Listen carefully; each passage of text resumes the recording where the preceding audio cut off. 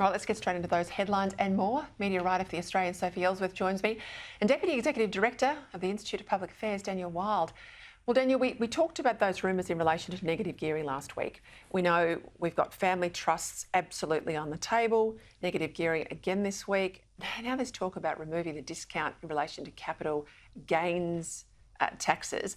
PM asked about this, dances around it. This is his now game. Have a listen.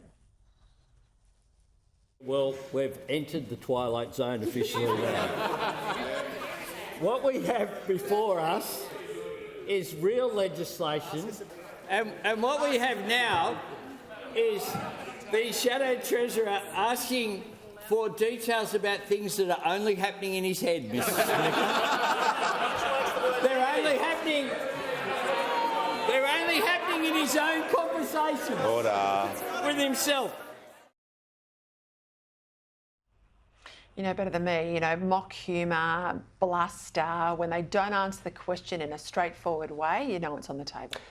Exactly, Peter. As we've been talking about the last couple of weeks, there's no doubt that all of these tax changes and tax hikes are on the table.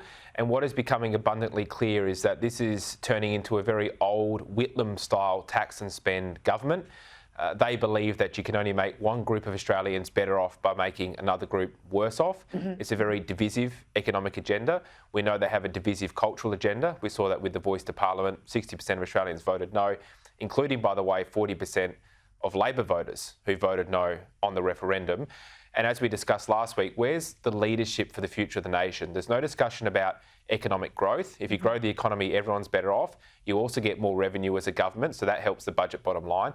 And there's no discussion about spending restraint. For example, their goal with the NDIS is to limit it to 8% growth. That's their ambition. So you've got spending growing at 8%, the economy growing at 3%. You've got a problem. So they're doing the lazy tax grab politics, and I think they're reverting to a very old-style Whitlam government rather than a Hawke uniting government. And just on negative gearing too, if middle to low income Australians are going to get $14 a week from this tax cut change, we know with negative gearing, nearly 90% of people own one place. And we also know that most of them, 75% now, are on average earnings. So this is in the top end of town. This is policemen, nurses, teachers, those sorts of average income earners putting away something for a nest egg. That's right. It's Joe the plumber and Mary the nurse that are saving for their retirement. Some of them won't have any super. If you're self-employed, you might not have any super, and they're, in doing so, taking pressure off the pension system by funding their own retirement. There is potentially an argument around if you have 3, 4, 5 houses, well, okay, let's talk about that. But as you say, if you've got one investment property that you bought 10, 20 years ago, why are you in the firing line? This is the aspirational Australians that this government seems to be going after. And notwithstanding the states who are going after them with land tax grabs, particularly in Victoria.